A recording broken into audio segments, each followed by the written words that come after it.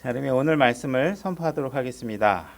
오늘 말씀 제목은 제가 현재의 믿음이라고 해놨죠, 그죠? 주보에 현재의 믿음. 이거는 진짜 우리가 오늘 읽을 본문에 now faith라는 단어를 가지고 제가 이제 제목을 만든 겁니다. 그래서 지금 있는 믿음, now faith라. 그래서 오늘 본문 히브리서 11장 1절과 6절을 한 절 한 절씩 우리가 소리내서 같이 읽고 말씀을 선포하도록 하겠습니다. 히브리서 11장 1절 먼저 찾으시고 읽도록 하겠습니다. 다 찾으셨죠? 자, 같이 읽겠습니다. 준비 시작. 이제 믿음은 바라는 것들의 실체요 보이지 않는 것들의 증거니. 자, 6절 가겠습니다. 6절 준비 시작. 그러나 믿음이 없이는 하나님을 기쁘게 하지 못하나니 그분께 가는 자는 반드시 그분께서 계시는 것과 또 그분께서 부지런히 자신을 찾는 자들에게 보상해 주시는 분이심을 믿어야 하느니라. 자, now faith, 지금 이제 믿음, 여러분들의 믿음이 바로 필요한 지금 현재 이 순간에 그 믿음이 실행되어야 한다는 주제를 가지고 얘기하려고 하는 것입니다. 그래서 하나님을 기쁘게 하는 믿음이라는 것은 바로 이렇게 지금 이 순간 여러분 안에 있는 믿음이 주님을 기쁘게 할 수 있다는 것입니다. 저도 70년대, 80년대 이렇게 할머니 손잡고 교회를 다니면서부터 시작해서 교회 분위기들을 이렇게 수박 겉핥기식이었겠지만 이렇게 보면 참 뜨거웠던 부흥의 한때를 경험한 기억이 납니다. 그래서 교회 성도들이 열심도 많았고 교회가 진짜 옛날 교회 가면 부흥성회 이래가지고 어느 목사가 와서 무슨 주제를 갖고 설교하면 많은 사람들이 몰려들어서 말씀 앞에 모이기도 하고 그죠. 그래서 하나님을 위해서 섬기는 열심이 굉장히 대단했던 것들을 보게 됩니다. 근데 오늘날 이렇게 보게 되면 이제 많은 사람들이 이제 지성적으로나 이렇게 지적으로 많이 깨우치고 해서 한편으로는 이제 그런 어떤 은사주의라든지 기복주의적인 신앙들이 많이 사라져서 이런 부분들은 굉장히 좋은 사인이라고 해볼 만한데 한편으로는 우리의 믿음이 옛날 같지 않고 뭔가 우리가 구원받을 때 잠깐 믿음의 기쁨을 우리가 누리다가도 그 이후에는 마치 타임캡슐에 어디다 집어넣은 것처럼 꽁꽁 숨겨놓고 있다가 마치 우리가 주님이 오실 때나 그 믿음을 좀 꺼내봐야 되겠다 하는 생활로 우리가 그 믿음이 없이 그냥 지적인 어떤 신앙생활에 매몰되어 있지 않나 하는 생각을 할 때가 많습니다. 그래서 이들은 믿음이 항상 준비되어 있지 않다 보니까 그저 예수님이 언제 오느냐 그때 내가 좀 과거에 가졌던 한번 열심을 좀 더 이제 좀 꺼내봐야 되겠다 이런 한 기회주의적인 신앙을 하고 있지는 않나.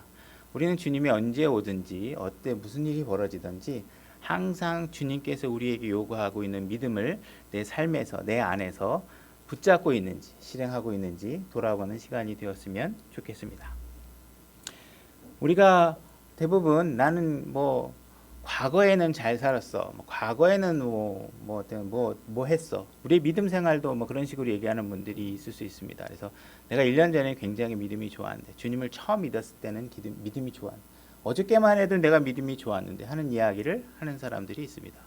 근데 하나님께서 질문하시는 건 바로 이거죠. 그럼 지금은 어떠냐는 것을 묻는 것입니다.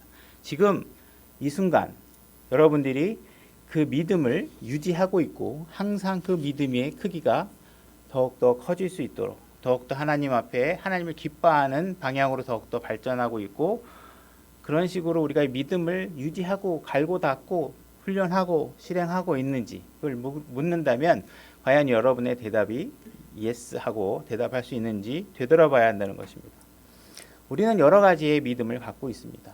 우리 여러 가지 것들의 믿음을 얹혀서 생활하고 있죠. 그죠? 그래서 우리의 삶이 뭔가 좀 나아질 거라고 생각하거나 그죠? 우리의 자녀들이 아마 좋은 대학에 갈 거야. 이런 믿음도 갖고 있고 아니면 우리 자녀들이 앞으로 좋은 직장을 얻게 될 거다.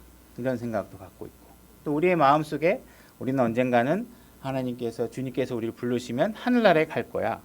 그래서 우리는 미래에 일어날 일들에 대한 많은 믿음들을 얘기하고 그런 믿음에 대해서 뭔가 우리가 희망을 걸고 있는 부분들이 많이 있습니다.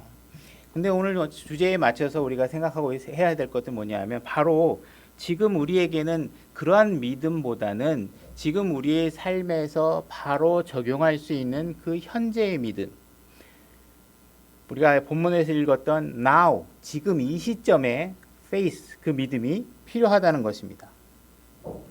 여러분들이 구원을 받을 때도 바로 예수님을 믿고 구원을 받을 때 그 믿음은 그 복음을 들을 당시에 현재의 믿음으로 구원을 받은 것입니다. 그죠? 내가 예수님, 옛날엔 예수님 내가 좋아했는데 예수님에 대해서 뭔가 좋은 생각하고 이 과거의 어떤 생각과 믿음과 과거의 어떤 여러분들이 예수님을 향한 마음으로 구원을 받는 게 아니라는 것이죠. 그 복음이 들어왔을 때 바로 무언가 실행되어졌을 때 그 믿음으로 여러분들이 구원을 받게 된 것이라는 것입니다. 그래서 우리에게 필요한 것, 능력이 드러나는 믿음은 바로 now, 이 시점, 지금 바로 이 순간 여러분들이 믿음이 실행되지 않으면 그 믿음은 효과를 나타낼 수 없다는 것입니다. 여러분들 주변에는 많은 다양한 문제들이 일어납니다. 그죠? 어저께도 어떤 일들이 일어났고 오늘 아침에도 일어났고, 그죠? 저도 오늘 아침에 한 통의 형제님의 전화를 받았고, 그죠? 그러한 일들이 받으면 마음에 많은 여러 가지 변화와 파고가 일어나게 되죠. 그죠? 이런 상황들을 여러 가지 우리가 놓치고 있는 것은 없을까? 이런 생각들을 하게 됩니다. 때로는 어떤 문제들이 우리에게 다가와서 누군가가 어저께인가 그저께 뭐 상처 주는 말이 내가 듣고 지금 이 순간 그 상처가 아무르지 않아서 굉장히 마음에 뭔가 여러 가지 복잡한 생각이 일어나고 복잡한 파고가 여러분 안에 마음이 일어날 때 그 마음이 일어나는 모든 문제를 해결할 수 있는 믿음은 어제의 믿음이 아니라는 것입니다.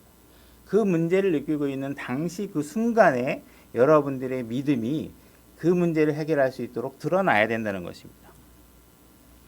그래서 우리가 하나님께서는 우리에게 지금 여러분들에게 현재의 믿음, 바로 이 순간의 믿음, now faith, 지금 이 순간의 믿음이 굳건하게 세워져 있는지, 굳건하게 실행되고 있는지, 여러분들이 그 믿음을 확실하게 붙들고 여러분 안에서 그 믿음을 드러내고 있는지를 묻고 있는 것이고, 하나님께서 그 믿음을 위해서 돕겠다고 말씀하고 계시는 것입니다.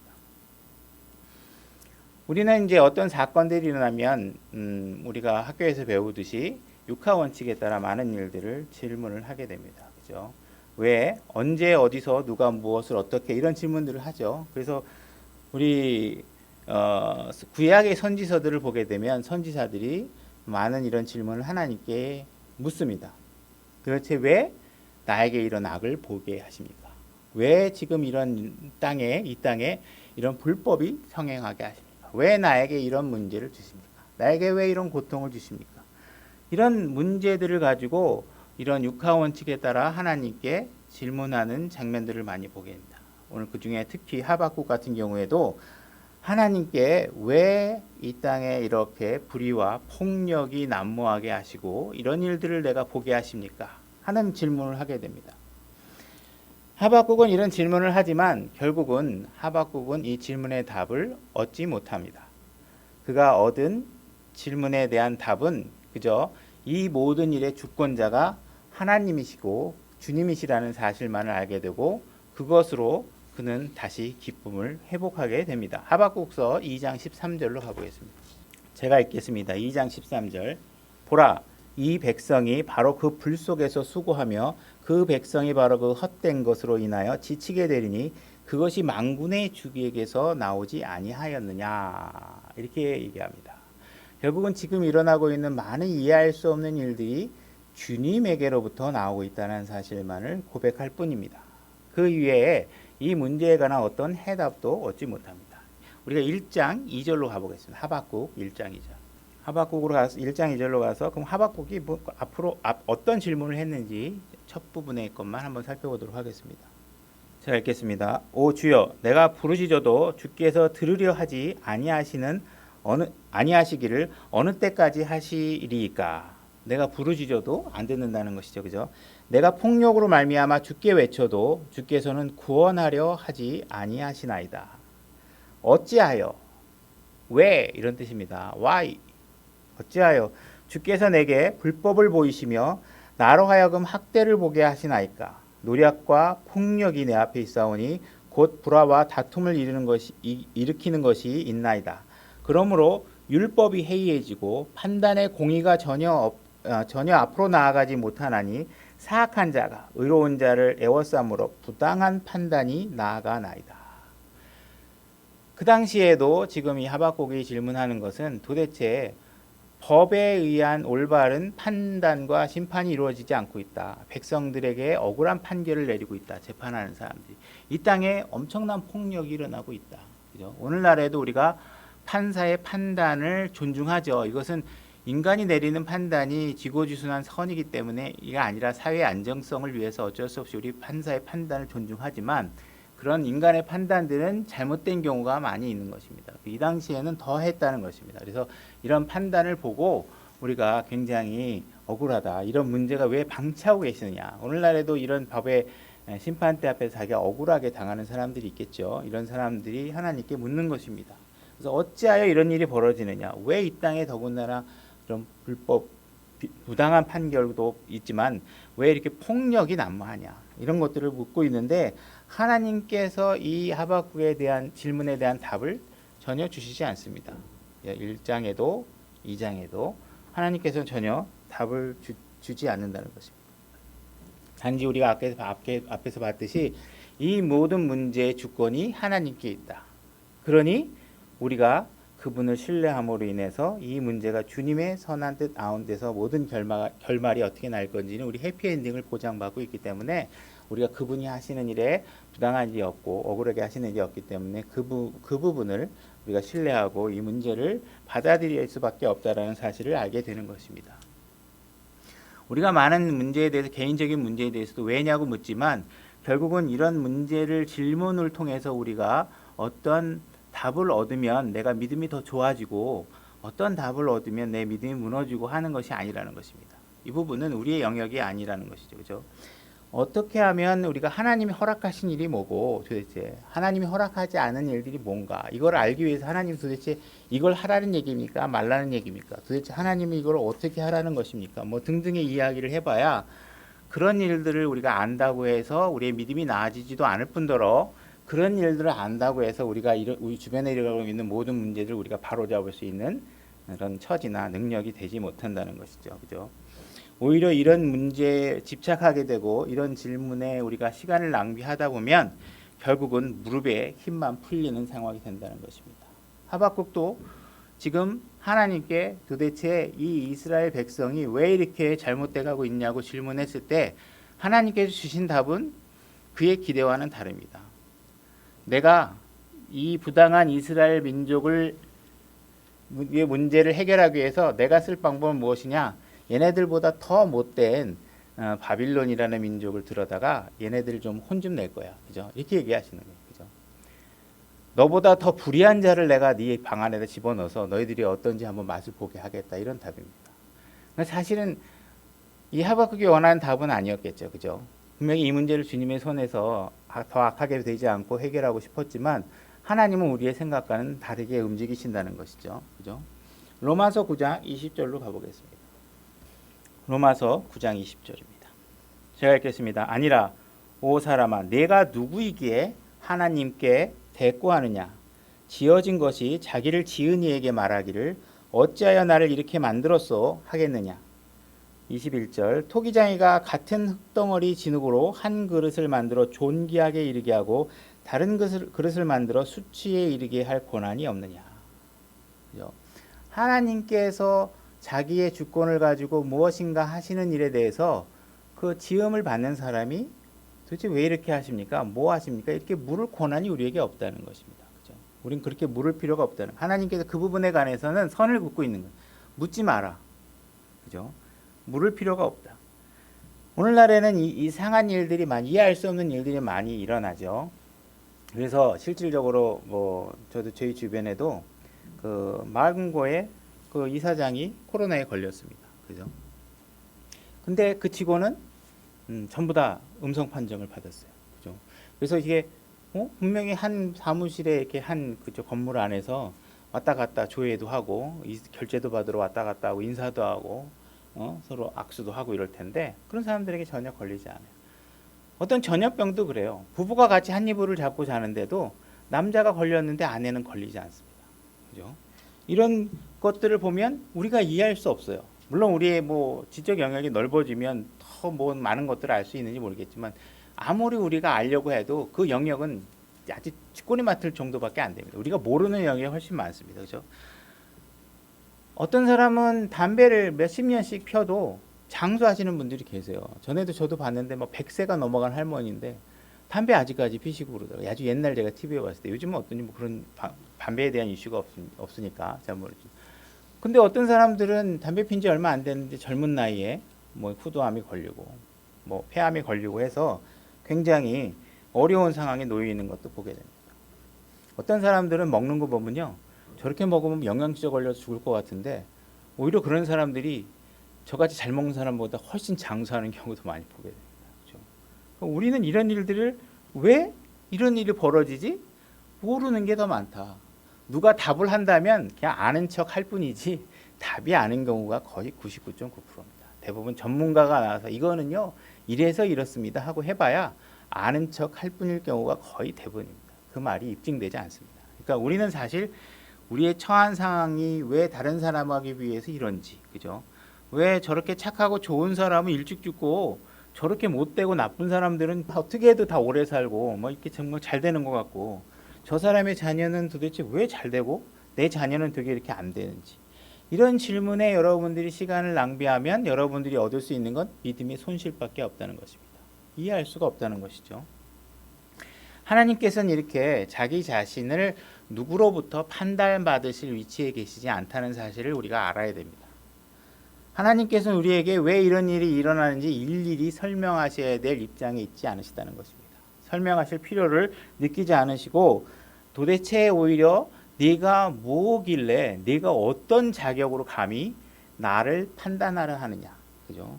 내가 언제부터 나를 시험해보고 네가 내 시험, 내가 내 답변에 따라 네가 어떤 행동을 취하려고 액션을 취하려고 하느냐, 네가 과연 나를 통하여 지렛대를 사용해서 네 행동의 결정을 취하려고 하는 이런 무엄한 행동을 과연 네가 하고 있느냐, 하고 있는 것이 이상한 것이 아니냐, 이게 하나님께서 오히려 우리에게 경고하고 있다는 것입니다. 그런 일들은 네가 물어봐야 네가 할 수 있는 영역의 질문이 아니다, 이렇게 얘기하고 있는 것이죠.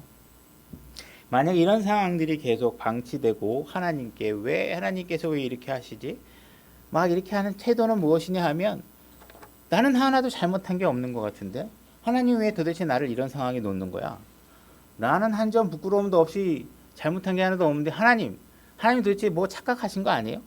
도대체 왜 이 땅에다 이런 일을 벌여놓으시고 왜 나한테, 왜 내 자녀에게 이런 일들이 벌어지게 하십니까? 라고 묻는 거는 하나님 앞에 무엄한 일이고 교만한 일이고 해서는 안 될 자세라는 것입니다. 하나님께서는 오히려 그러한 상황에 놓인 사람에게 제발 그 입을 다물라, 이렇게 얘기하시는 것입니다. 그죠? 그 입은 네가 열어서는 될 말이 아니라는 것이죠. 하나님께서는 우리를 지옥에 보낸다 해도 절대로 우리에게 빚진 자의 위치에 있으실 분이 아니라는 것입니다. 우리에겐 이미 하나님으로부터 영원한 생명, 그것이 모든 보상의 최종 결과죠. 우린 영원한 생명을 이미 받았고 이 그리스도와 함께 더불어 공동 상속자가 되는 것입니다. 그것은 재물에 관한 것뿐만 아니라 그분이 아는 지식의 영역까지도 우리가 함께 공동 상속을 받게 됩니다. 그래서 우리는 지적 영역이 변화된 몸을 입고 하늘에 올라가게 되면 달라지는 거죠. 그냥 딱 보면 서로를 알아볼 수 있고 금방 베드로도 알아볼 수 있고 이런 지적 영역에 놓이게 된다는 것입니다. 이미 받은 게 너무 풍족한데 우리가 그런 것을 놔두고 되돌아서서 나에게 지금 잠시 벌어지는 문제를 가지고 마치 하나님께 따지듯이 나는 억울하다는 듯이 이렇게 이야기하는 것은 잘못된 것이라는 것입니다. 왜 나같이 좋은 사람에게 이런 잘못된 일이 벌어집니까? 나는 이런 일을 받아서는 안 되고 더 좋은 상금을 받아야 되고 부자도 돼야 되고 내 자식도 잘 돼야 되고 하는 것 같은데 왜 이렇게 나에게 이런 일이 벌어지게 만드십니까? 이렇게 따지는 거죠. 만약에 여러분들이 그리스도의 심판석 앞에 가서 하나님 앞에 도대체 왜 그때 나를 이렇게 괴롭게 했습니까? 라고 여러분들이 그리스도의 심판석에서 그런 일을 따지기 위해서 마음의 준비를 하고 계신다 그러면 다시 한번 잘 생각해 보셔야 된다는 것입니다. 그죠? 마치 우리의 태도가 너무 무엄하다는 것입니다. 무엄하다는 것. 우리 하나님 앞에 가가지고 그리스도 앞에 가서 하나님 정말 한번 따져봅시다. 그 당시에 왜 내가 그때 거리 설교도 열심히 나가고 내가 교회도 열심히 나가고 하는데 왜 그때 내 자식 그때 좀 대학 좀 들어가게 해달라는데 떨어뜨리셨습니까? 나 이거 하나님 주님께서 제대로 내가 이해할 수 있는 선에서 답변하지 않으면 나 예수님이 나보고 하늘나라 같이 가자 그러도 안 들어갈 겁니다. 뭐 이렇게 하시는 입장으로 스탠스로 여러분들이 하나님 앞에 주님께 따진다면 이건 기가 찰 노릇이죠. 그죠? 그렇게 할 수 없는 것입니다. 그분 앞에 가서는. 우리는 그분을 만나면 그분 앞에 그냥 납작 엎드려서 경배를 드릴 수밖에 없는 상황에 놓이게 될 것이라는 것이죠. 우리는 그분께서 우리를 위해서 우리보다 더 억울하게 고난과 수치와 모독을 당하시고 양손에 대못 자국에 못질을 당하시고 그분은 모든 수모를 당하시고 머리에 가시면류관을 쓰고 십자가에 달리셔서 죄가 하나도 없으신데도 불구하고 우리의 그 어떤 억울함보다도 더 억울하게 돌아가셨습니다. 그분 앞에서 마치 우리가 당당하고 당신이 잘못된 판단으로 내가 고난을 겪는다는 식의 자세를 취하는 것은 무엄하고 불순종한 자세라는 것입니다. 히브리서 11장 8절로 가보겠습니다. 제가 읽겠습니다. 믿음으로 아브라함은 부르심을 받아 훗날 상속 재산으로 받게 될 곳으로 나가면서 순종하였고 자기가 어디로 가는지 알지 못한 채 나갔으며. 자, 아브라함에게 하나님께서 떠나라 했을 때 목적지가 어디입니까? 내가 잘 보고 하나님이 가라는 곳이 내가 마음에 들면 가고 그렇지 않으면 좀 생각 좀 해봐야 될 것 같습니다. 이런 자세로 가지 않았다는 것입니다. 아브라함은 하나님께서 가라 그랬을 때 어디로 가는지도 모르고 그냥 갔습니다. 어딘지도 모르니까 얼마나 가까이 왔는지도 모릅니다. 계속 가고 있지만 누군가가 아버지 다 왔어요? 그럼 아브라함이 할 수 있는 일은 뭐예요? 나도 잘 몰라. 하나님께서 가라니까 가는 거야. 그렇게 계속 가는 거예요. 그죠? 거기가 어딘지, 다와 가는지. 그죠? 그는 아무것도 모른 채 계속 갔다는 것입니다. 11장 10절. 지금 읽은 게 18절이죠. 10절. 제가 읽겠습니다. 이는 그가 기초들이 있는 한 도시를 바랐기 때문이라. 그것의 건축자와 만드신 분은 하나님이시니라. 13절. 이들은 다 믿음 안에서 죽었으며 약속하신 것을 받지 못하였으되 멀리서 그것들을 보고 확신하며 끌어안았고 또 땅에서는 자기들이 나그네여 순례자라고 고백하였느니라. 이 땅에서 그 하나님께서 도착하라고 하신 목적지가 어딘지도 모르게 정처 없이 간 겁니다. 아브라함은 죽은 순간조차도 자기가 목적지가 어딘지 모르고 죽은 것입니다. 근데 그가 죽을 때 어떤 상태로 죽었냐면 믿음 안에서 죽었다는 것입니다. 그렇죠? 하나님께서 분명히 가라고 했으면 내가 어딘지도 모르고 그곳이 얼마나 가까이 왔는지 모르지만 우리 안에 있는 믿음의 확신을 가질 수 있는 건 뭡니까? 그분은 반드시 그분께서 나를 데리고 가시고자 하는 그곳에 반드시 우리를 데려갈 것이다. 만약에 그 목적지가 이 땅에 없다면 하늘나라에서도 그 목적지로 나를 데려갈 것이다. 그죠? 그런 믿음의 확신 속에서 죽은 것입니다. 여러분들의 믿음은 이렇게 어느 순간에든 매 순간에도 여러분들의 믿음은 확고하게 붙들려 있어야 됩니다. 그것이 결과가 어떻게 나에게 주어지든 그것은 우리의 믿음은 흔들리는 요소가 되어서는 안 된다는 것입니다. 분명히 그분은 나에게 주신 명령이 있다면 그분은 그 명령을 완전하게 이루시는 분이시라는 것을 확실하게 아셔야 된다는 것입니다. 그래서 우리는 이러한 믿음이 항상 우리가 어떤 주님이 해주시는 해답이나 결과에 좌지우지되는 것이 아니라 항상 현재 진행형으로 여러분들의 믿음은 유지되어야 한다는 것입니다. 요한복음 13장 6절로 가보겠습니다. 자, 읽겠습니다. 그때 그분께서 시몬 베드로에게 다가가시니 베드로가 그분께 말하되 주여 주께서 내 발을 씻으시나이까 하매 예수님께서 그에게 대답하여 이르시되 내가 하는 것을 내가 지금을 알지 못하나 이후에는 알리라 하시니. 지금 베드로는 우리는 지금 볼 수 없는 그 예수님을 바로 눈앞에 마주하고 있는 상황입니다. 그래서 예수님이 수건을 걸머매고 베드로의 발을 씻으려고 다가오자 물어보는 겁니다. 예수님 앞에. 예수님 어째서 이런 일을 하십니까? 발을 이렇게 씻기시다니요? 이해할 수 없습니다. 도대체 왜 그러십니까? 이렇게 질문했을 때 예수님께서 뭐라고 얘기하냐면 내가 지금은 그것을 알 수 없다 이렇게 얘기하시는 것입니다. 그죠? 예수님께서는 베드로가 너는 내가 왜 이걸 하는지 다 이해해야 된다 이런 자세를 취하고 계시지 않다는 거예요. 때로는 우리가 예수님께서 무언가 우리에게 하시려고 할 때 내가 마치 설득당해야만 그 일을 하나님이 하실 수 있고 내가 설득되지 않으면 하나님은 그걸 하시면 안 됩니다. 이런 자세를 취하는 것은 옳지 않다는 것입니다. 예수님께서 이것은 너의 이해가 필요하지 않다 라고 얘기하시면 그 순간에 그 말씀을 믿음으로 받아들이셔야 된다는 거죠. 거기에다 대고 무엇인가 자기가 토를 달거나 하는 일들은 가당치 않다라는 것을 말씀하고 계시는 것입니다. 이 당시에 공생애를 할 때 예수님께서 무언가 하시고자 하면 제자들은 계속 나름대로 이유를 묻거나 토를 달거나 하는 일을 계속합니다. 그래서 예루살렘에 내가 갈 것이다. 예수님께서 내가 예루살렘에 갈 거고 내가 배신을 당할 거야. 누구에게. 그리고 십자가에 못 박힐 거고 조금 있다가 내가 죽었다가 다시 살아날 거야. 이럴 때마다 제자들은 토를 답니다. 예수님, 예루살렘에 가시면 안 됩니다. 십자가로 가면 안 됩니다. 감히 왜 어떻게 예수님이 죽으실 수 있습니까? 그분은 안 됩니다. 이렇게 많은 일들로 제자들이 토를 다는 걸 보게 됩니다. 그러나 이러한 질문들은 우리가 결론적으로 알지만 어리석은 일들이고 그들이 그 상황을 이해하고 마치 예수님의 마음을 들여다본다면 제 말 잘 들어보십시오. 주님 십자가로 지금 가시면 안 되거든요. 지금 욱하시는 마음이 있어서 그러신 것 같은데 제 설득을 잘 들어보십시오. 가시면 안 됩니다. 지금 이 상황에서 어려운 상황이 있지만 포기하시면 안 됩니다.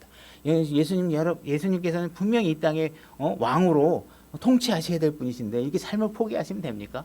자기가 설득해서 예수님의 행로를 바꿀 수 있다고 하는 거겠죠, 그죠? 이런 일들은 불가능하다는 것입니다, 그죠? 이런 일을 해서는 안 된다는 거죠. 우리가 이해할 수 없더라도 우리는 그분의 말씀을 전적으로 순종하고 받아들여야 된다는 것입니다. 만약에 가정을 해서 예수님께서 통보가 왔어요. 내가 너희들이 이 마지막 때에 너무 어수선하고 이상한 얘기들을 많이 해서 내가 전국 교회 순회 강연회를 다닐 거니까 내가 다음 주에 낮은 마음 침례교회가 순서거든. 내가 가서 3시간 동안 질문을 다 받아들일 테니까 그때 질문 준비했다가 나한테 좀 얘기 좀 해봐라. 이렇게 얘기를 하고 이제 예수님이 만약에 이 예배당에 오신다고 한번 생각을 해보시기 바랍니다. 그러면 무언가 여러분들이 막 궁금한 일들을 많이 질문해 보려고 하겠죠. 그죠? 근데 과연 이러한 3시간 동안 여러분들이 만약에 묻고 예수님께서 답해 주시면 여러분들이 드디어 내가 다 알았다. 이제 머리가 개운해지네요. 정말 다 알았습니다. 이렇게 하실 수 있을까요? 불가능하다는 거예요. 그죠? 그분이 무언가 설명해 준다 그래서 그들이 다 이해할 수 없어요. 저도 제가 뭐 가끔가다 이제 예를 들어서 합의해서 설명하는 거지만 제가 이제 취미가 서예하고 이제 사진 2가지 한다 그러잖아요. 그럼 여러 가지 뒤에서 후학들이 따라와서 큰맘 먹고 이제 막 나름대로 잘 가르쳐 주려고 가서 가르쳐 줍니다. 이 카메라는요 피사제 심도가 어떤 거고요, 렌즈를 어떤 걸 따라 쓰는 거에 따라 심도의 깊이가 어떻게 달라지고 그 설명을 하기 위해서 막 그림을 그려가며 설명해 줍니다. 그럼 상대방이 다 알아들을까요? 대부분 잘 못 알아들어요. 금방 안 돼요 이게. 막 나는 정말 잘 설명해 준 것 같은데 상대방이 잘 못 알아듣는 경우가 굉장히 많아요. 그죠? 저도 여기서 사역자로서 감독으로서 설교를 준비하고 내가 준비한 이 설교의 내용들이 내가 이해한 것만큼 여러분들이 잘 이해했으면 좋겠다는 마음을 가지고 설교를 합니다. 그런데 예배가 만약에 끝나고 나서 내가 설교한 내용을 여러분들에게 물어본다면 저도 옛날에 그랬지만 뭔 얘기했는지 모르는 경우가 대반이에요. 잘 몰라요. 그죠? 우리 인간끼리도 우리가 인간이 알 수 있는 영역의 지식을 그렇게 설명해도 서로가 주고받는데 단번에 안 돼요. 그죠?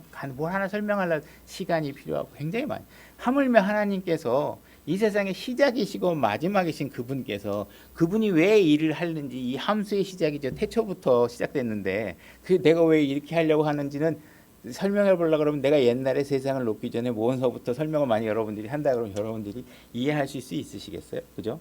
이해할 수 없다라는 것이에요. 우리는 단지 우리에게 성경을 주신 것에 감사하고 우리에게 이 정도의 지식만으로도 풍족한데 우리는 주어진 성경에 대해서 잘 관심을 안 가지면서 자꾸 어떤 그냥 몇 가지에 관심이 많아가지고 이상한 것들 막 정말 프리메이슨 뭐 이런 여러 가지 이상한 지식들에 아니면 뭐 여러 가지 궁금증에 사로잡혀서 여러분들이 시간을 낭비하면 이건 어리석은 일이라는 것이죠. 시편 119편 105절로 가보겠습니다. 시편 119편 105절입니다. 시편 119편 105절입니다. 제가 읽겠습니다. 주의 말씀은 내 발의 등불이요 내 길의 빛이니이다. 주님의 말씀은 내 발의 등불이라고 되어 있어요. 여러분 등불 여기 등불을 경험하신 분도 계시고 저도 뭐 등불을 경험하지는 못 직접 사용해서 뭐 등불로 가지고 뭘 해보거나 했던 적은 없는 것 같아요. 근데 그냥 과도기적으로 그 당시에 뭐 TV나 여러 가지 주변에 곁눈질로는 보죠, 그죠?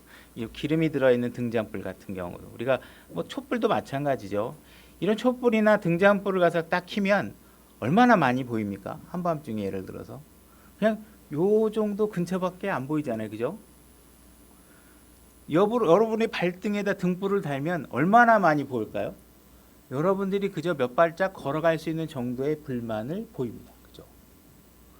하나님께서 우리에게 말씀을 등불이라고 주셨는데 그 말씀이 보여지는 넓이와 범위는 그저 우리가 걸어갈 수 있는 정도의 범위만큼만 우리에게 주시는 것입니다. 그죠? 이 불빛 정도라면 우리가 충분히 걸어갈 수 있다고 할 수 있는 양만큼만 주신다는 거죠. 여러분들이 만약에 차를 타고 헤드라이트를 켜고 고속도로를 주행하는데 여기서 경부고속도로를 일직선으로 쫙 달려가는 데 있어서 헤드라이트 불빛이 달려갈 수 있는 만큼만 보입니다. 그죠? 근데 만약에 하나님께서 아니면 자동차를 개조해서 그 헤드라이트 빛이 부산까지 다 보일 수 있게 만약에 빛이 비친다. 그러면 어떤 일이 벌어질까요? 그 정도의 빛이 쏘아지면 어떻게 돼요? 여러분 눈이 장님이 될 가능성이 높습니다. 그죠? 그 정도의 불빛을 주면 우리 눈이 감당할 수 없어요. 그만큼 볼 수가 없어요. 그죠? 우리가 걸어갈 수 있는 만큼만 보여주시는 것에 감사하셔야 됩니다. 그거 이상 다 보여주면 여러분 뇌가 소화도 잘 못합니다. 그죠? 저런 일들이 앞에서 벌어진다는 거야. 앞으로 이런 일도 벌어지고 앞으로 내가 이런 것도 해야 되고 그냥 지쳐서 마음고생하다가 쓰러져 죽을 가능성이 높습니다. 그죠? 우리는 우리가 근심할 만큼 우리가 볼 만큼 우리가 순종할 만큼의 밝기만 우리에게 제공해 주시는 거예요. 그래서 주님의 말씀이 우리의 등불이라고 얘기하고 있는 것입니다. 그렇죠? 우리가 과하게 알려고 하는 것은 무리다. 우리가 할 수 있는 영역이 아니다. 우리는 이미 충분한 등불을 하나님께 주셨다. 그거에 만족하면 되고 그것도 잘 모르면서 뭘 자꾸 욕심을 내느냐 이런 얘기신 거죠. 요한복음 6장 2절로 가보겠습니다. 제가 읽겠습니다. 큰 무리가 그분을 따르니 이는 그분께서 병든 자들에게 행하신 기적들 즉 그분의 기적을 그들이 보았기 때문이라. 자, 그분이 어떤 능력을 갖고 계시는지 이 사람들이 이제 보고 따르는 것이죠. 5절 예수님께서 눈을 들어 큰 무리가 자기에게 오는 것을 보시고 빌립에게 이르시되 우리가 어디서 빵을 사서 이들을 먹이겠느냐 하시니 그분께서 이렇게 말씀하신 것은 친히 행하실 것을 아셨으므로 그를 시험하고자 하심이니라. 예수님은 앞으로 어떤 일이 일어날지 아십니다. 그분은 하나님이시고 그분은 주님이시기 때문에 아시죠. 그러나 우리에게 묻습니다. 왜? 우리의 믿음을 시험해 보기 위해서. 그죠? 그래서 내가 이런 능력을 행할 수 있는 사람이라는 것을 알았으면 좋겠는데 이제 무리가 엄청나게 많은데 내가 이들을 먹이려고 하는데 뭐 시장에 가서 뭘 사올 수 있는 것도 아니고, 그죠? 이거 과연 이렇게 할 수 있겠느냐 이런 마음을 지금 시험해 보시는 거죠. 나를 얼마나 신뢰하는지. 빌립이 그분께 대답하되 그들이 각각 조금씩 받을지라도 200데나리온어치의 빵이 그들에게 충분치 아니하리이다 하매, 그 200데나리온이라고 되어 있는데 뭐 필요한 얘기 아니지만 뭐 1데나리온이 하루 일당 정도 된다 그래요. 뭐 주 5일 근무 뭐 하고 그러면은 이제 뭐 한 10달치 정도 일당이 된다고 하는데 1데나리온이 하루 일당 치면 그래서 1데나리온으로 먹일 수 있는 인원의 수는 적지 않을 것 같아요. 그죠? 하루 일당으로. 따르는 무리들 수가 적지 않은 거죠. 이 많은 사람들을 먹여야 되는 상황이고 우리가 수학적인 계산을 통해서 이 문제를 해결할 수 있는 영역이 아니라는 것이죠. 그죠? 8절 그분의 제자들 중에 하나이며 시몬 베드로의 형제인 안드레가 그분께 아뢰되 여기 한 소년이 있는데 그가 보리빵 5개와 작은 물고기 2마리를 가지고 있나이다. 그러나 그것들이 이 많은 사람들을 에게 얼마나 되겠나이까 하니. 지금 안드레가 동원할 수 있는 것은 보리빵 5개하고 작은 물고기 2마리. 그죠? 먹어야 될 사람은 어마어마하게 많은 숫자. 그죠? 이것을 가지고 도대체 뭘 어떻게 할 수 있을까? 제자들은 머릿속이 막 복잡하고, 그죠? 궁금해 죽을 것 같을 것입니다. 그죠? 예수님은 무슨 일을 하려고 하는지 아십니다. 본인이 하실 일이시고 그분은 하나님이시니까. 근데 제자들은 무슨 일이 일어날지도 모르고, 그죠? 어떻게 이들을 먹일 것인지도 모르고, 도대체 이 손 앞에 들려 있는 물고기하고 보리떡 갖고 뭘 어떻게 하시려고 하는 거지? 라는 것도 잘 모릅니다. 10절. 예수님께서 이르시되 그 사람들을 앉게 하라 하시매 이제 그곳에 잔디가 많으므로 이에 그 사람들이 앉으니 수가 5천쯤 되더라. 이들은 어떤 일이 일어날지 모르고 이 보리빵하고 물고기를 내놓은 아이도 무슨 일이 벌어질지 모릅니다. 근데 이들은 궁금하긴 무진장 궁금하고 물어볼 게 엄청나게 많지만 이들은 이미 앞에서 예수님이 많은 기적을 한 것을 보았고 그분께서 능히 이것을 하실 수 있는 분이라는 잠재적인 믿음이 있었겠죠. 그래서 그들은 예수님이 시키는 대로 그냥 따라하고 있는 것입니다. 그죠? 이 문제는 지금까지도 많은 학자들이 별의별 가설을 다 채우고 그죠? 사실은 어린아이가 냈는데 그들이 부끄러워서 안 내고 있다가 아마 무리들이 막 서로 그제서야 뭐 자기가 갖고 있는 걸 다 내놔서 먹었다. 뭐 등등등등 여러 가지 설이 있지만 아직도 이것이 어떻게 해결되는지 아는 사람은 아무도 없습니다. 그죠? 그저 우리는 하나님께서 하시면 하실 수 있는 일이구나. 그분은 모든 일을 가능케 하십니다. 그분이 앉으라면 앉으면 되는 것입니다. 그죠? 뭐가 내가 나서서 하나님 뭐 어떻게 해드릴까요? 내가 뭘 하기 이게 아니라 그냥 그분이 명령하시면 그 순간에 그 말씀의 권위에 그대로 순종하면 되는 것이라는 것입니다. 마태복음 24장 3절로 가보겠습니다. 제가 읽겠습니다. 그분께서 올리브산 위에 앉으셨을 때 제자들이 은밀히 그분께 나와 이르되 우리에게 말씀해 주소서. 어느 때 이런 일이 있으리까? 또 주께서 오시는 때의 표적과 세상 끝에 표적이 무엇이리까 하니. 만약에 예수님께서 이곳에 와서 3시간 동안 질문을 할 수 있게 해주셨다면 아마 여러분들도 이 질문을 하셨을 수도 있습니다. 그죠? 그 중에는 이런 질문을 할 사람이 있겠죠. 그죠? 근데 만약에 여러분들이 누군가가 이런 질문을 하게 되면 그것은 분명히 하나님께서 이런 때와 시간은 너희에게 속하지 않았다고 얘기했음에도 불구하고 이거를 묻는다고 하는 것은 제가 지난번에도 다른 시간에 얘기했지만 하나님의 말씀을 믿지 않는 것이죠. 그죠? 여러분들에게 무언가 다른 대답을 줄 것이라고 생각하는 것은 잘못된 생각인 것입니다. 그런 일이 일어날 수 없는 것이죠. 36절 24장 36절입니다. 그러나 그날과 그 시각은 결코 아무도 알지 못하나니 하늘의 천사들도 알지 못하고 오직 내 아버지만 아시느니라. 분명히 하나님께서 이 답변을 성경을 통해서 기록해 주고 계시죠. 아무도 모른다. 나도 모르고 아버지만 알고 계시거든. 근데 제자들이 자꾸 물어봅니다. 그죠? 도대체 그때가 뭡니까? 아까도 얘기했다시피 여러분들이 이렇게 기록된 성경을 갖고 있는데도 불구하고 여러분들이 예수님이 여기 와서 질문의 시간을 줬을 때 예수님 혹시 지금 그때를 알려주실 수 없나요? 얘기하는 거는 그 뭐예요? 하나님이 뭔가 자기의 답변을 다르게 할 수 있다라고 생각하시는 거고 그 믿음은 하나님의 말씀을 존중하지 않는 것이라는 것입니다. 그건 잘못된 질문이라는 것이죠. 지금 예수님께서 반복해서 얘기하고 있습니다. 이건 너희가 알 수 없다. 너희에게 속한 것이 아니다. 알려고 하지 말아라. 그런데 제자들이 자꾸 물어보는 겁니다. 주님이 언제 오냐고. 그죠? 그러니까 내 말을 정말 못 알아듣는 것이냐. 정말 내 아버지 말게 모르겠다 그러는데 너희들 자꾸 어떤 목사가 나는 알고 있지요. 그러면 거기 가서 있고 누가 나는 드디어 계산해냈습니다. 그럼 돈 주고 그런 책 사서 보고 왜 도대체 내 아버지밖에 모른다고 내가 그렇게 여러 번 얘기했는데 왜 내 말귀를 못 알아듣고 자꾸 어떤 목사는 알겠다고 얘기하고 어떤 책은 알겠다고 얘기하는데 쫓아다니면서 자꾸 그런 일들에 시간을 낭비하냐. 제발 그러지 말아라 하는 얘기입니다. 왜냐고 물어서 내가 답변해 줄 수 있는 거면 했겠지만 이건 너희 영역에 속하지 않다. 나도 모르는 거다고 얘기하죠. 예수님은 거짓말 하시는 분이 아니시잖아요. 그죠? 그 예수님이 나도 모르겠다 그러는데 예수님 보고 주리를 틀어서라도 분명히 그때와 시간을 알려달라고 막 한다는 건 무례한 짓이잖아요. 그죠? 예수님도 모르겠다고 하는 걸 내가 자꾸 알고 있다고 얘기하는 건 자기는 예수님보다 더 뛰어나다는 얘기를 하고 있는 것이죠. 그런 불필요한 질문에 우리의 관심을 묶어두지 말아라. 그렇게 하다 보면 자꾸 지금 네가 실행해야 될 믿음의 손상만 간다 이렇게 얘기하는 거죠. 우리가 모든 게 다 잘 될 때는 믿음이 별로 드러나야 될 기회가 없습니다. 그죠? 교회가 잘 되고 인원이 꽉꽉 차고, 그죠? 인원이 막 풍성해져서 막 엄청나게 좋아지고 하면 하나님 감사합니다. 하지만 이런 감사는 믿음이 아니라는 것이죠. 그죠?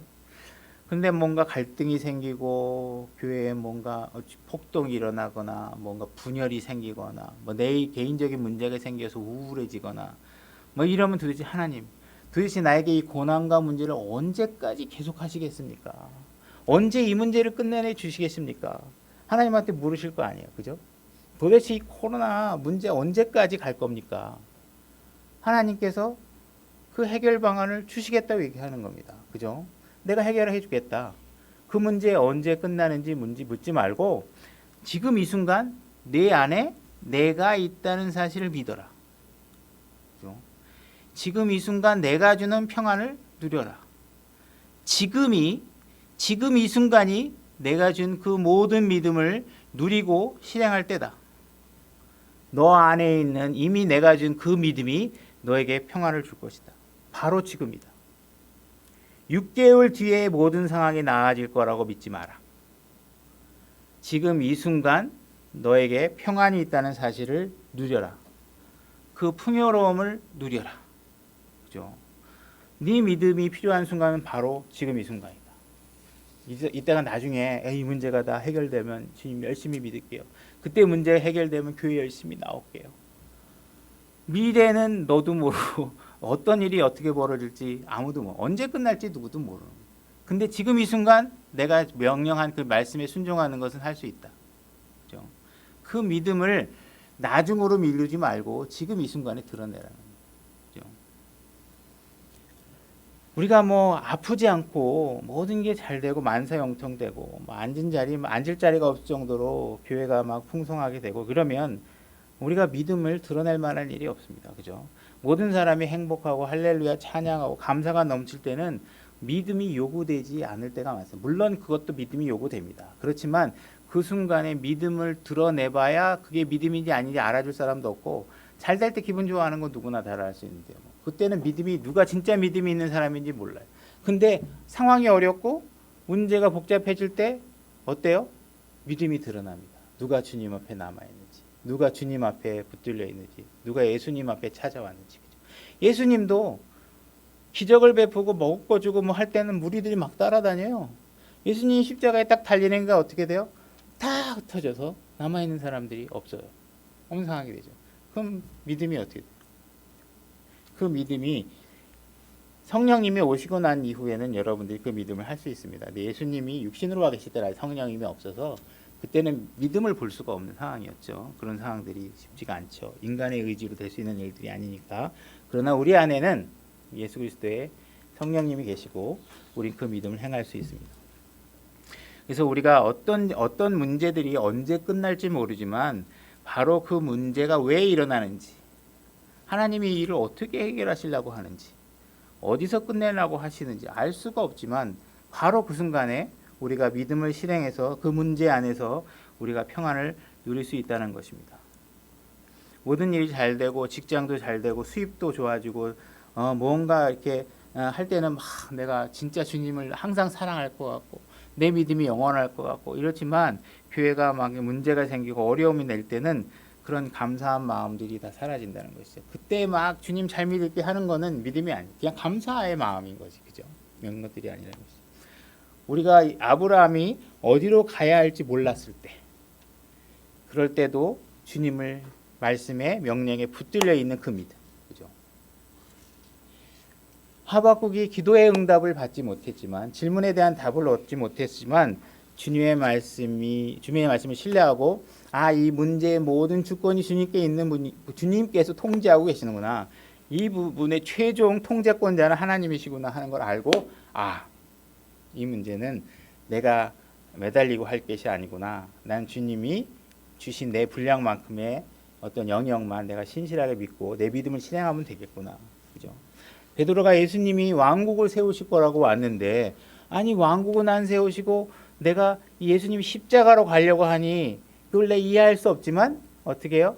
그 믿음을 내가 받아들였을 때 제자들이 재림할 때를 알고 싶었지만 예수님께서 그건 나도 모른다고 하면 그 말씀을 아 예수님은 진심이구나.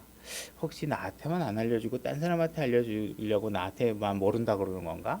이런 의심하면 안 된다. 그냥 주님이 솔직하시고 주님은 거짓말할 수 없는 분이시구나. 진짜 모르시구나. 거기까지가 우리에게 요구하시는 거구나 하고 거기까지 믿음을 하면 된다는 것이죠. 그렇죠? 자, 누가복음 1장 30절로 가보겠습니다. 우리는 마리아 예수님의 육신적인 어머님 마리아에 대해서 카톨릭이 갖고 있는 잘못된 것은 과장된 어떤 그 우상 영역 때문에 우리가 또 반대적으로 우리가 너무 마리아의 어떤 위치를 너무 지나치게 폄하하는 경향도 있을 수 있습니다. 그래서 우리는 어떤 선입견 때문에 이 마리아를 필요 이상으로 높일 필요도 없지만 우리가 또 마리아의 위치를 하나님께서 포지셔닝하고 있는 그 위치보다도 우리 마음에 더 뭐 경멸을 하거나 가치를 폄하하는 쪽으로 가져갈 필요도 없다는 것이죠.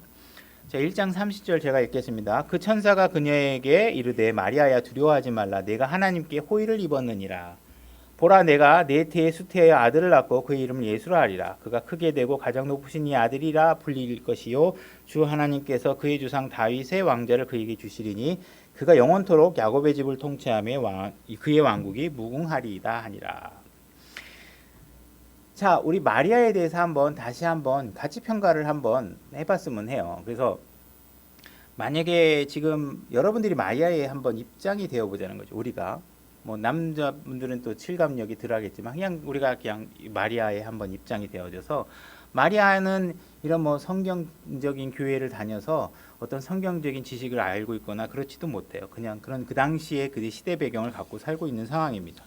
그 여인은 기껏해야 16, 17세 뭐 이 정도 많아봐야 18세 정도 이런 나이에 집안일을 하다가 갑자기 천사가 나타납니다. 그죠?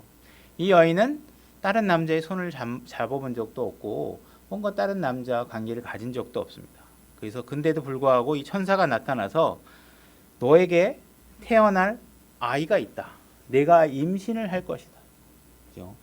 그리고 그 아이는 하나님이다. 그분이 내 몸을 통해서 육신을 입고 이 땅에 태어날 것이다 라고 만약 말을 했을 때 여러분들이 그런 입장이 있다면 집안일을 하다가 갑자기 천사가 나타나서 나에게 나는 남자 손목도 잡아본 적이 없는데 내가 임신할 거라고 했을 때 여러분들이 예 이런 좋은 일이 나한테 일어날 수 있나? 하나님이 내 몸에서 태어나셔. 그리고 여러분들이 쉽게 승낙할 수 있겠냐는 것이죠. 감당하기 어려운 사건이 벌어지고 있는 것입니다. 한 마리아의 삶에 엄청난 영향을 끼치는 일이 마리아에게 지금 발생하고 있는 것이라는 것이죠. 그러니까 마리아가 이 상황을 받아들이는 일이 그렇게 쉬운 일이 아니라는 것입니다. 그죠?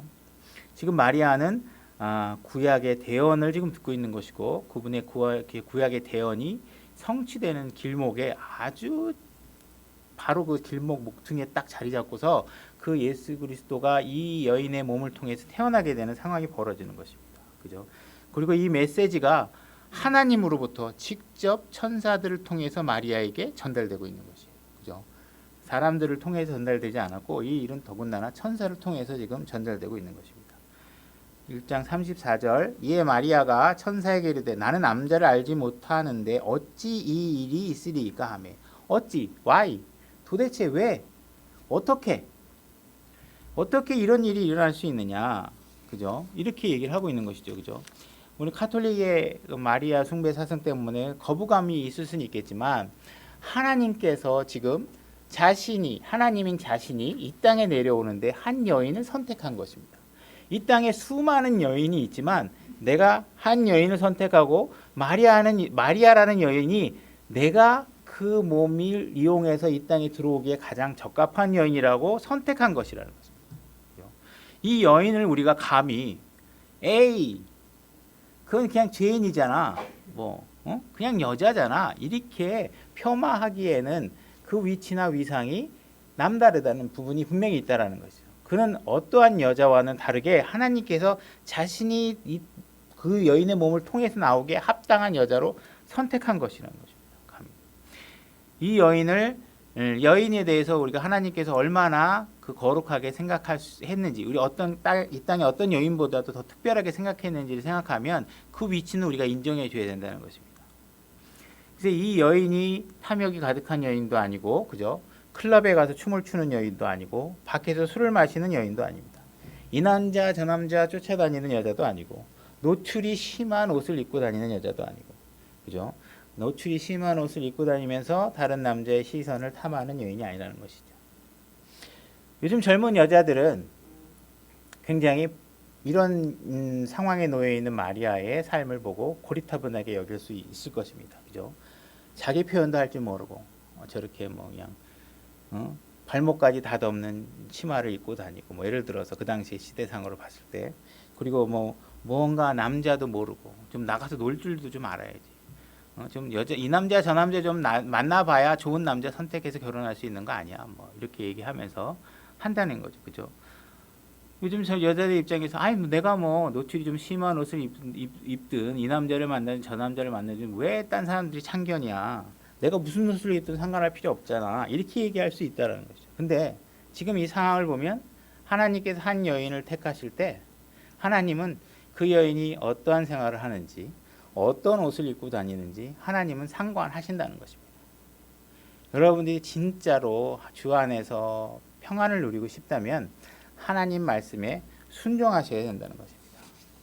무언가 진리의 말씀이 주어졌는데 자기의 머리로 이 논리 저 논리 개발해서 그 진리로부터 튕겨져 나가려고 노력하는 것은 하지 말라는 얘기입니다. 마리아가 지금 천사의 입을 통해서 예수님께 자신의 몸을 통해 나온다는 이야기를 들었고, 이 천사가 만약에 여러분들이 누군가가, 제가 이렇게 하나님의 말씀을 대언해 주는 건 그냥 쉽게 생각하겠지만, 만약에 천사를 만나서 여러분들이 그런 얘기를 들었다 그러면 굉장한 경외감을 느낄 수 있겠죠. 그러나 이제 마리아는 분명히 어떻게 알았는지 모르지만 천사도 나쁜 천사가 있고 좋은 천사가 있죠. 그런 상황에서 마리아는 분명히 이 천사가 하나님으로부터 온 천사라는 것을 알았고, 또 우리가 찾아보진 않겠지만 갈라디아에서 보면 천사라고 해도 그런 일들에 대해서 우리가 조심하라고 경각심에 대한 멘트들이 나와 있습니다. 그래서 마리아가 지금 취한 행동에 대해서 보게 되면 무언가 내가 이해할 수 없죠. 그죠? 어떻게 처녀가 아기를 낳아요? 남자랑 관계가 없는데 어떻게 해요? 이해할 수 없지만 마리아는 내가 이해할 수 없다고 내 몸을 사용하시면 안 됩니다. 난 그거 못 받아들이겠습니다. 이렇게 하지 않았다. 그분이 하시는 일에 자신을 내어주인 거죠. 내가 이해할 수 없지만 그 이유로 인해서 내 믿음이 멈출 수는 없다는 것입니다. 주님을 향한 내 믿음, 그분이 명령하신 말씀에 순종하려는 내 믿음이 내 이해를 구해서 내가 이해해야 돼야지만 내가 그 말씀에 순종하겠다 하는 자세가 아니라, 이해할 수 없지만 주님이 그렇다고 하시면 그것을 믿음으로 받아들이겠습니다. 이렇게 얘기하는 것입니다. 우리가 더욱더 흥미로운 부분들은 거듭남에 관한 것입니다. 이건 제가 그냥 설명으로 하면서 그냥 진행하게 찾아보지 않고, 우리가 니고데모가 어떻게 거듭나야 되느냐 하는 문제에 대해서, 도대체 나이가 들어서 늙은 다음에 어떻게 내 어머님 뱃속에 다시 들어가야 됩니까? 거듭남은 도대체 어떻게 해야 된다는 것입니까? 이렇게 얘기를 했을 때 이 니고데모는 이해할 수 없었어요. 그죠? 근데 예수님은 이 문제에 관해서 이해시키기 위해서 많은 설명을 하지 않습니다. 영으로 다시 태어나야 된다. 그러니 너는 거듭나야 된다. 그렇지 않으면 너는 생명을 얻을 수 없다. 이 이야기를 하고 있는 것이에요. 그죠? 그래서 이런 이야기를 했을 때 니고데모가 무언가 자기의 질문에 대한 답을 구하거나 이제 알았습니다 라고 해서 돌아가지 않았다는 것이에요. 이 일은 하나님께서 우리에게 이해를 요구하지 않다라는 것입니다. 이런 문제들은 지금 2000년이 지나 있지만 거듭남이 어떤 것인지 어떻게 이루어지는지 설명하라고 하면 설명할 수 있는 사람이 없다는 것입니다. 물론 우리가 교리적으로 관련 구절을 통해서 하나님이 이렇게 말씀하셨습니다. 이렇게 교리적으로 우리가 이야기를 할 수 있지만 거듭나는 게 정말 어떻게 어떤 식으로 현상이 일어나서 거듭이 나지는 건지 아무도 알 수가 없다는 거예요. 지금 이 순간에도 지금도 우리의 반응은, 신학자들의 반응은 어찌 이런 일들이 있을 수 있나이까 라고 질문하는 것뿐이 없다는 것입니다. 어떻게 2000년 전에 이루어진 예수 그리스도의 피를 통해서 우리의 죄들이 씻겨지고, 그죠? 그 죄가 씻겨짐으로 인해서 우리에게 영원한 생명이 주어진 이 거듭남의 현상이 과연 어떻게 일어나는지에 대해서 우리는 알 수 없다라는 것입니다. 하나님께서 얘기하고 계시는 건 이것입니다. 너희가 뭔가 궁금증을 해결하려고 시간을 보내다가는 분명히 너는 지옥에 갈 것이다. 거듭나는 게 어떤 건지 너희가 이해하고 싶고 내가 이해해야지만 거듭나야 날 수 있다, 나겠다라고 이야기하면 영원히 지옥에 갈 수밖에 없다는 사실을 얘기하고 있는 것입니다. 그죠? 그런 거 하지 말고 내가 거듭나야 한다면 그 말씀의 이유와 방식과 이런 것들은 너희가 알 수 없지만 그 말씀에 순종하고 거듭나라는 것입니다. 여러분들이 거듭나게 되면 그때 가서 여러분들이 왜 거듭나라고 했는지, 거듭남이 무엇인지 여러분들이 이해할 수 있게 된다는 것입니다. 오늘 읽었던 히브리서 11장 1절 한번 다시 찾아보겠습니다. 제가 읽겠습니다. 이제 믿음은 now faith, 이제 믿음은 바라는 것들의 실체요 보이지 않는 것들의 증거니. 이건 여러분들이 보이지 않는 것들입니다. 여러분들이 뭔가 물리적으로 누구의 시각적으로 여러분들이 설명할 수 있는 영역의 것이 아닙니다. 그렇다 하더라도 여러분들의 믿음은 지속돼야 되고 지금 이 순간에 실행되어야 된다는 것입니다. 뭔가 내가 증거를 보여줘야지만 믿겠다고 얘기한다면 그 사람은 결코 거듭날 수가 없습니다. 하나님께서 믿어라. 그러면 그 믿음이 너에게 수많은 증거들을 너에게 보여줄 것이다. 이렇게 말씀하고 계십니다. 말씀에 순종하면 그제서야 거듭남이 무엇이구나. 내 안에 이걸로 인해서 일어나는 여러 가지 기쁨과 즐거움과 이런 것들을 통해서 여러분들은 확신을 가지고 그때부터 다른 사람에게 거듭나셔야 됩니다라고 전할 수 있는 증거들이 여러분들 안에서 샘솟을 것이라는 것입니다. 뭔가 여러분들이 이해돼야지만 내가 믿겠다고 하는 방식을 취하게 되면 영원히 믿음을 실행할 수 없게 된다는 것입니다. 말씀이 주어지면 바로 그 순간 그 말씀에 순종하고 지금 이 순간 그 말씀에 대해서 믿음을 실행해야 된다는 것입니다. 증거를 보여주면 거듭나겠다고 말한다면 평생 거듭날 수가 없다는 것입니다. 디모데후서 1장 12절로 가고 있습니다. 제가 읽겠습니다. 이런 까닭에 나도 이 일들로 고난을 당하되 그럼에도 불구하고 부끄러워하지 아니하노니 나는 내가 믿어온 분을 알며 또 내가 그날을 대비하여 그분께 맡긴 것을 그분께서 능히 지키실 줄 확신하노라. 지금 바울은 여러 가지 고난에 놓여 있고 왜 자기에게 이 고난이 주어져 있는지 알 수 없습니다. 그러나 바울이 확실하게 알고 있는 것이 한 가지 있습니다. 그것이 무엇이냐 하면 바로 그분께서는 능히 지키실 줄 수 있는 능력이 있으신 분이라는 것입니다. 내가 무언가 그분을 떠나서 찾으려고 하는 모든 해답에는 어떠한 해답도 주어지지 않을 것이라는 것입니다. 여러분들이 예수 그리스도 그분을 확실하게 믿을 때 그분 안에 모든 해답이 주어지는 것이지 그분을 제외하고 여러분들이 지식적인 능력을 갖고 해답을 찾으려고 하면 그 해답 속에는 해답이 없다는 것입니다. 바로 그분이 해답이시기 때문에 그분을 믿으면 나머지 어떻게 되는지 그분이 무엇을 할 수 있는지 어떤 일을 어떻게 해결하시는지 우리는 모르지만 그죠? 그분은 나를 능히 지킬 수 있는 분이다. 그분은 내 사랑에 우리가 철떡하니 붙어 있기 때문에 결코 그분은 우리를 버리거나 놓치거나 하지 않는다. 너희들을 버리지 않기 위해서 예수님께서 취한 것이 뭐냐 하면 결혼이다. 내가 너를 아내로 맞아들여서 우리가 결코 이혼하지 않는 관계로 영원한 행복과 평안 속에서 너희와 함께 할 것이다. 너희가 정말 아무것도 모르겠다면 다른 거에 신경 쓰지 말고 주님 그분 한 분만을 확실하게 이분이 내 신랑이다. 이분이 나와 결혼해 주실 분이다. 이분은 나를 부하로 두시는 분도 아니고 이분은 나를 종으로 두시는 분도 아니고 그분은 나를 아내로 취하셔서 나머지 모든 삶에 함께 하실 분이라는 사실을 확실하게 아시기 바랍니다. 그분이 주신 모든 축복 가운데 여러분의 믿음이 결코 이 시점에서 흔들리지 않고 강력하게 실행되기를 원합니다.